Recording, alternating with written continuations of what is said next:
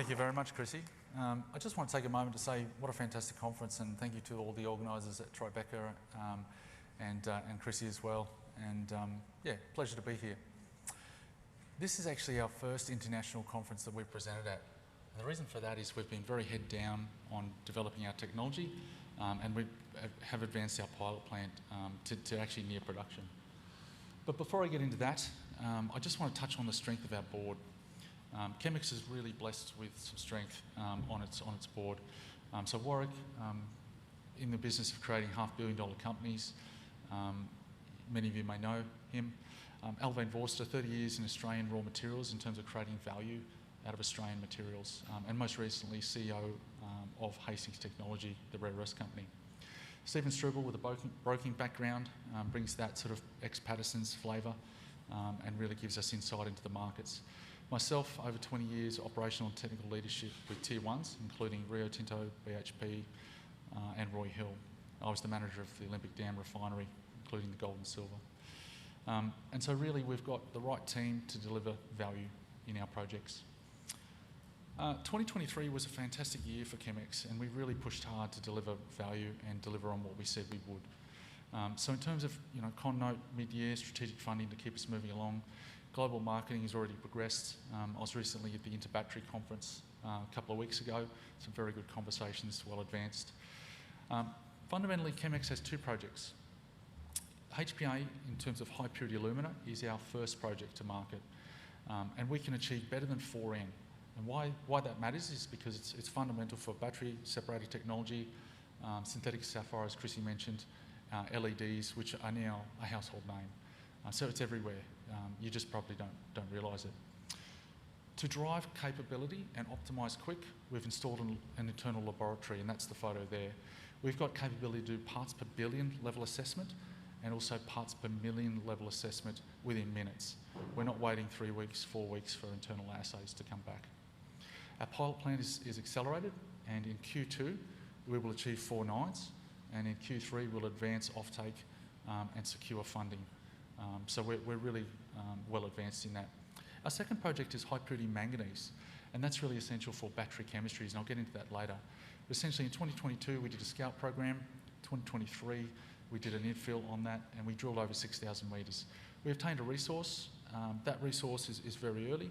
Further drilling is expected to at least double the grade and triple the tonnes. And we've also done an internal scoping study with wood. So we're well advancing in parallel. What's also great about ChemX is we have a really tight capital structure, and we've just recently completed a placement, and we've opened that up for more investors to join the ChemX journey. And why that's important is because in Q3 we'll achieve offtake and first cash and revenue. So really exciting. The Battery Korea Seoul conference was amazing. So much industry happening in Korea, Japan, and I was able to speak to numerous Korean companies and Japanese companies during that time. And again, those conversations are advancing well. So really, how are we developing it? Well, firstly, we've achieved our 4 nines in our microplant, and we've got our pilot plant under construction. That's about 80%, and we really see that we can deliver 4 nines in this quarter, before end of financial year. We've advanced customer engagement, and in Q3 we seek to secure offtake and development partners. As Chrissy mentioned, we're not tied to mine stock. Our aluminous chemical process takes a chemical and produces 4 nines from that, which means we can actually deploy across the globe to economically favourable jurisdictions where labour's cheaper, energy's cheaper. But having said that, our process is 100% ambient temperature, so it's low energy apart from the final calcination stage. Importantly, we don't want to go and build cars, we're not going to build batteries, but what we do want to do is just take Australian raw materials one step further down the value chain, and indeed we can do that same process globally.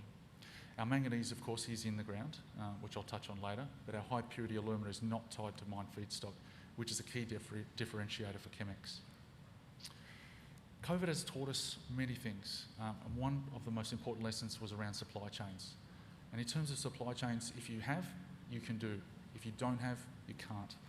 And so this is a quick map of the American gigafactories, and there's no reason why our technology can't be deployed and or licensed within a customer's footprint or adjacent nearby.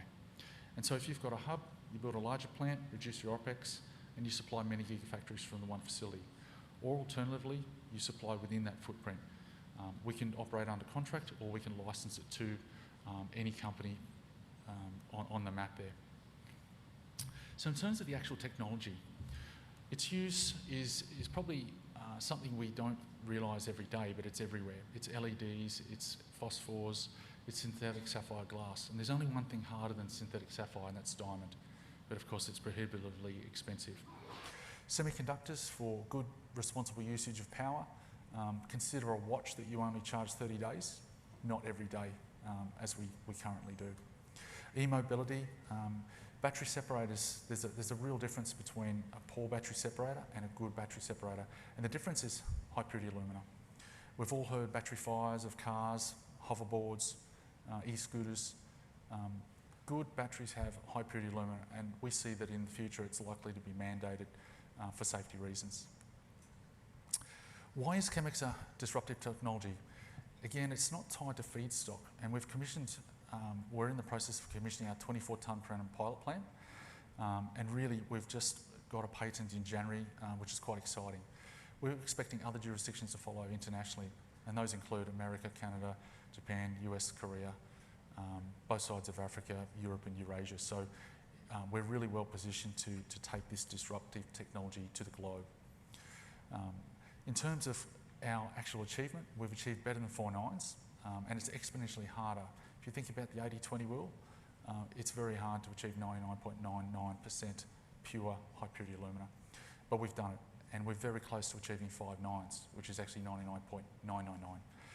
So when you're starting to get to that levels of purity, you really need to know what you're doing, and ChemX has that patent, which practically validates that. We've de-risked the outcomes. So from an original concept, we've taken it through the lab, we've taken it through a microplan, we've taken all those learnings, we've optimised, and we've redesigned that blueprint. And that blueprint we're applying to our pilot plant. And that 24 tonne per annum pilot plant will achieve 4N HPA within Q2 this year. And then next year we'll do a PFS with a suitable customer, and we'll launch a commercial plant somewhere in the globe. Ideally, it could be in favourable Asian jurisdictions such as Vietnam, Korea, Japan, or even the US. So we're well on track. Our pilot plant is at 80%, and we'll be delivering 4N in this next quarter, Q2. And then obviously customer qualification's already progressed, so that's quite exciting as well. And we really want to achieve offtake in Q3. And then of course that commercial plan, as we mentioned. So really HPA is well positioned to deliver near-term revenue. Our second project is manganese, and it's high purity manganese sulfate, which is a key ingredient in battery chemistries. Our province is essentially in the Eyre Peninsula, South Australia. Our 2 tenements, to give you a perspective, are 718 square kilometres. The size of Singapore is 735, so it's a massive area. We've got manganese, kaolin, rare earths, but manganese is our interest there. We're not hauling a direct ship ore 500 kilometres to the coast. We're hauling concentrate 160 kilometres to Whyalla, which is blessed with an underutilised port, an industrial workforce, and people don't have to fly in, fly out, they can stay there. Our tenement is on 5th generation freehold farmland, so there's no native title. So things can be progressed at an advanced rate. So why is manganese important to the battery? What we know is that LFP is a cheap chemistry, doesn't work so well in cold climates, and the energy density is simply not there. Your high nickel, cobalt, manganese chemistries are high performance, but you pay for that, and that's expensive. And so that we see the middle ground as being that lithium manganese iron phosphate. And in terms of, you lose about 20% energy density, but what you can do is you can produce a battery for 1/3 of the price, which means mums and dads have an affordable EV to get around town. So really we see that chemistry as being rapidly developing. The other thing about LMFP too is it's thermally stable, it doesn't catch fire, it doesn't have the same problems as high nickel chemistries. So it's becoming quite popular with many of the automakers and cell makers. That project, we're pragmatically de-risking that. So we've done the exploration, we've achieved that mineral resource. We've got a metallurgical flow sheet that will produce 4 nines, high purity manganese sulfate. And we've done an internal study with Wood on that. Our next step is a PFS and bankable feasibility study, and that'll be done with a likely joint venture partner in the coming years. So just to round out then, why invest in ChemX? ChemX is fundamentally a company on the verge of cash flow. We have a unique trademark, which is high pure, and that process has developed and achieved a 4 nines flow sheet in a practical sense within a microplant, and now embarking on a pilot plant which will deliver 4N in Q2. We've achieved a patent, and that patent is for the Australian landscape, which secures our competitive edge, but international jurisdictions are expected to follow within the next 12 months. Our 24 tonne per annum plant would supply qualification samples for eligible customers, and really we're seeking strategic customers for that. And those conversations have been advanced quite recently in terms of the German landscape, Korean, Japanese and US landscape.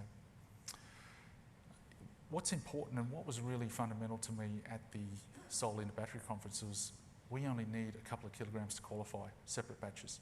So we're more than adequately positioned to do that, so it'll be a quick timeline. On our manganese resource, we have that resource there.